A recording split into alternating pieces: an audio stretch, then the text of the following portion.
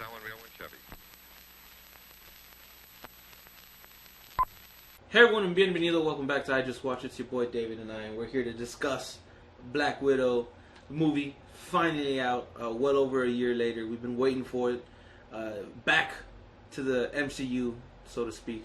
That being said, I got to hit you with the usual, which is hopefully you like this video enough to smash that like button, click to subscribe to stay tuned to see more of our stuff, hit the little bell to get notified when said stuff gets released.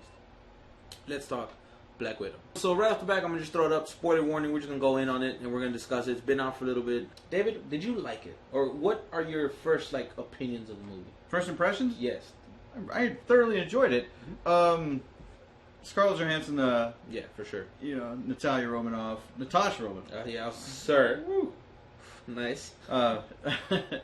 Agent Romanoff. There you go. Agent Romanoff, we first see her in Iron Man 2, and she just steadily was in everything else besides that. Avengers Wise, Captain 100%. America, you name it, she was there. Yup. She deserved this movie. I agree. 100%. And the only thing is, what I don't understand is her dying in Endgame. Yeah. And then afterwards. I mean, I get it. Don't get me wrong. Yeah. I get it because it's all about the setup. Because Marvel is all set up. Marvel is starting to become Once Upon a Time in Hollywood. Basically, yeah. Yeah, it's all set up. It's all set up. And another thing is, we always talk about RDJ being Iron Man, and he is the character was it. Scarlett is the Black Widow. Yeah, no, I agree. She kills it. She embodies the character. She embraces the character. And don't get me wrong, she's a great actress to begin with. Yeah, yeah. So I did like it. I had a couple issues with it, and we'll get into that. But first of all, Rachel Weisz, Florence Pugh, David Harbour. I mean, the cast is outstanding. Yeah, no, for sure. Everyone held their own. Everybody did their job. Florence Pugh is a superstar in the making. Yo. I mean, go watch Fighting with Her Family. Oh yeah, Fighting with Family is actually a really good sleeper. Rachel Weisz Yup.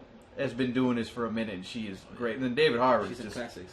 And it's funny because David Harbour's technically also been doing it for a long time. Yes. But his breakout was Stranger Things, and that's when people started to notice him. Yeah. But if you go back, you'll see he's been in so much. Like, you can go back and just, David Harbour was there. He was been in so many, hits. But that being said, I actually really enjoyed this movie overall. I agree. There's definitely a few things that I did not like that kept this movie from being, extra amazing to me. But before we get into that, my favorite part of this was the family dynamic. Yes. Between the Red Guardian, David Harbour, between the elder widow, a.k.a. Vice, the youngest widow, a.k.a. Yelena. I couldn't remember how to say it. Yelena Belova? Yep. Belova? Something like that. And obviously, the Black Widow, a.k.a. Scarjo, a.k.a. Romanoff. Who Yelena did call David Harbour the Crimson Dynamo. Yeah, which I thought was a sweet drop, because I'm like, hey, so are we going to, eventually get to see a glimpse of these Russian Avengers? Or a real Crimson Dynamo? Yeah, because... So, apparently, he exists. Yeah, because, I mean, if she got the name, that means at one point in time there was a Crimson Dynamo. Okay. Keep. I didn't mean to cut you off. No, I thought that was great. When I said that, the first thing I was like... When I heard that, excuse me, I was like, oh. Hey, I was like, do people know who that is? Yeah. That's a subtle drop. It's literally Russian Iron Man. Yeah. Red Guardian, Russian Captain America. Crimson Dynamo, Russian Iron Man. And the thing is, all these characters, the Russian equivalents, started out as bad guys because of the Cold War, but then suddenly became kind of just assholes, but good guys. What? Your Zangief is terrible. My Zangief is very good. Just because I'm a bad guy doesn't mean I'm a bad guy. That's how those Russians eventually get to. We watched too much shit. My favorite part was just the family bonding. Even the moment when it was just Scarlett Johansson and Pugh together in the car was the most real feeling, sister with bonding. All the pockets. Yeah, she's like, I knew you loved it. I knew you're jealous of my vest. I even make some of my own customizations. You never know. Just look at all the pockets. I could put stuff here and here and here. Like her utility belt, basically. That's what a pocket's for. Yeah. I just that car scene was just hilarious. And then that vest comes back later. In a big way. And then I love the fact that they're both you're not my dad, don't call me that. And he's like, but my daughters. He goes, hey, your ledgers are dripping red. I'm so proud. He is the best deadbeat dad. 100%. Because he's like, hey, I left you to be trained and you know, what's it called? you know, you can't have children and all this, and you're trained killers. So good to see you. I love you, girls. I couldn't see it, but I want to say in the beginning when you see him in jail, I want to say there's a tattoo that says Natasha Romanoff. I wouldn't doubt it. Like, because he like loves them, but he's like, I have to be an asshole. Yeah. But I love you, girl. Stop the voice. I didn't even know I did it. I just love you. I'm glad one of us thinks it's funny. It was fucking hilarious. When he's sitting and talking to Rachel, he's just like, I have a lot of energy. Oh, I was like, bruh. Or when the pig was named after him, it's like, you don't see the resemblance? I was like, this is such a funny ass family dynamic. It was great. And you can see where Widow gets a lot of that. Oh, yeah. It gets most of it. He had his Lego Batman moment. Oh, yeah. It took him forever to put the uniform on. He's like, still fits. He was just like, no, bro. Oh, when she was like, I never watched it once. I was like, it was gross. Now, that being said, I really enjoyed this film. I like the idea of it. I love the fact that they drop little tidbits to Budapest between... Budapest. Budapest. Budapest. Between Black Widow, a.k.a. Natasha, and Hawkeye. I love the fact that they drop, small little teasers and stuff, because we're supposed to get more of it in his show. So I'm excited for that. However, now I got to dive into the things I didn't like. Like, my biggest issue overall was the main villain. Because Red Guardian, we really don't get to see him do anything. We see him flip something and then get tossed around by Taskmaster. But Red Guardian is actually very powerful. We don't get to see any of that. Throws over a freaking huge like trash container. Yeah, and you're like, okay, so he's super powerful. Yeah, that was cool. Like, that was neat. It was one of those moments like when the first time you watched Force Awakens, and you see Kylo stop the thing, and you're like, holy crap, he's freaking powerful. Yeah, and that's what that's exactly how it felt when I saw it, because when Harbour did that, like, all right, let's what you're like, just flipped it. You're like, and just running next to the plane. You're like, oh shit, like this dude is strong as hell. That I enjoyed, but it started there, but then it kind of fizzled out a little bit, because I thought we were gonna get this cool moment against Taskmaster. You know how they really against Taskmaster that they kind of built up. You know what I mean, with the trailer and whatnot, and we really never get to see it. Every time you cut back, we saw a little bit. Every time you cut back, he's losing. He's getting his ass. And but that being said, my biggest issue in this film is Taskmaster. Taskmaster, for one, is actually a really cool villain for the fact that his capabilities allow him to mimic and copy exactly what you're gonna do. So it makes it extremely difficult to fight. Tony Masters. Why do you call him that? That's his name. Oh, I didn't know his actual name. Yeah, that's why her name was Antonia. Oh, that makes sense. I didn't know his actual name. There you go. Tony Masters. We learned something today. Yeah. But no, so I was interested in that. But then, the BS backstory. Why'd you call him that? Oh yeah, I thought it was like a Tony Stark joke. No, I really did. Here, it was cool to see moments. Okay, you see, the claws or the shield or the flip. You see moments of it. But then when you find out it's his daughter, I don't know, it just felt weird. Because when they have this moment this vicious monster, and when Taskmaster walks, the thing shakes, and then you see the girl, and then you can see the difference between the stunt double and when she had no mask on. It was just shrinkage and smaller, and you know what I mean. I was like, that's not believable to me now. It just threw me for a loop. And they also totally Taskmaster here is basically a robot. It's a cyborg who mimics, which is whack. Once again, MCU, it's all tech. Yeah, so that bummed me out too, because I was like, it would have been cool if it was a skill. A big thing for me was I heard before the movie came out who they were saying was Taskmaster, and that threw me. That's one of the things that I went into this movie. I don't think I told you, but I went into this movie knowing this person was going to be Taskmaster. Just knew it, and it was her buddy who helps her out.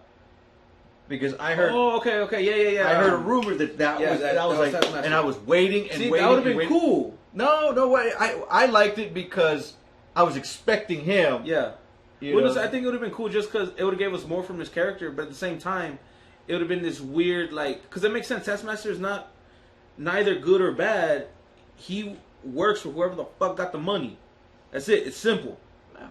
Straight up mercenary. But I'm saying, like I said, that was the big twist for me. It would have worked with all the money jokes he kept saying. No, I know, I get it. Don't get me wrong. I don't know. Just Antonio just kind of fell for me. It didn't. It's very easy to do stuff like that. Because, hey, who was it? It was my daughter. Yeah. You thought you killed her. Ha, ha, ha. Twist the mustache. Yeah, exactly. You know? But, I mean, hey, and then the pheromones thing. That was whack. That was terrible.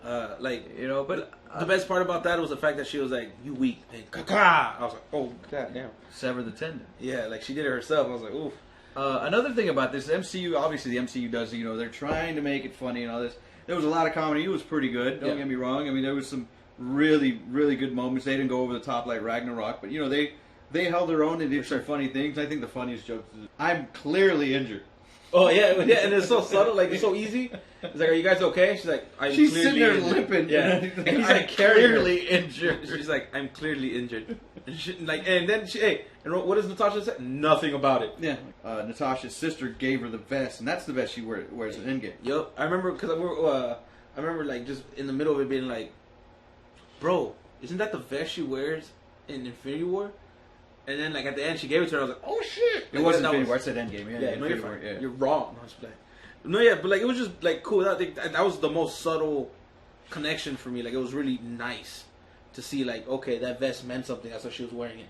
And, like, it just kind of helped build a little bit more around Black Widow, in a sense. So and another thing is we thought we were going to get more Ross. Yep, and we got very little in the beginning, which is fine. Cause he just looks like he's dying. Exactly. Which leads to experimentation. Which leads to him taking the serum and getting a really bad suntan. Exactly. And the thing is, they can switch it up. He can be, instead of being the Red Hulk, he clearly, Abomination exists again. Maybe somehow it still works for him because he had him captured or whatever. Yeah. So, you know, like, there's different ways to go about that. And then, like you said, it just, something's ailing him. So he's going to try to fix it. Because apparently this movie takes place right after Civil War. Yeah. And he didn't look like that in Civil War.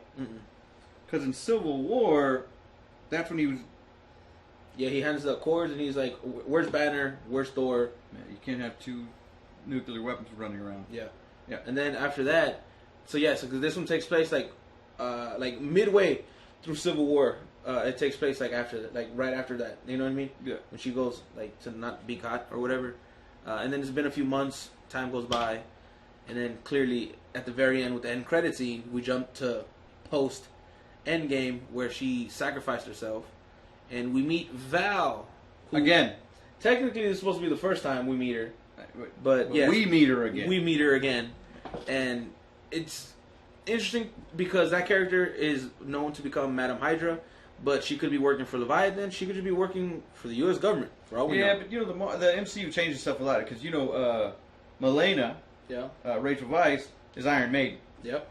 So, but we're never going to get that. Nope. Other than that, I mean, I can't complain about this movie. You know, it did its job. Yeah.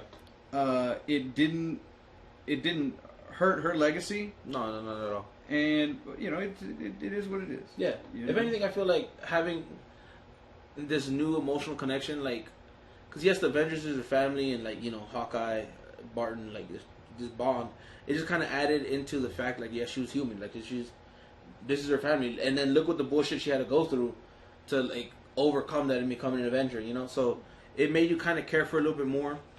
I hope we see. I know we're gonna get more of Yelena. I know she's gonna be in the Hawkeye show, but I would like to see more Red Guardian. Like I enjoyed his character. Like he was fun, he was enjoyable. I love the fact that he was like, "Did Captain America talk about me?"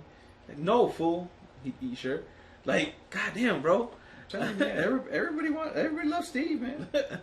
So like I enjoyed it. I think it's one of their like.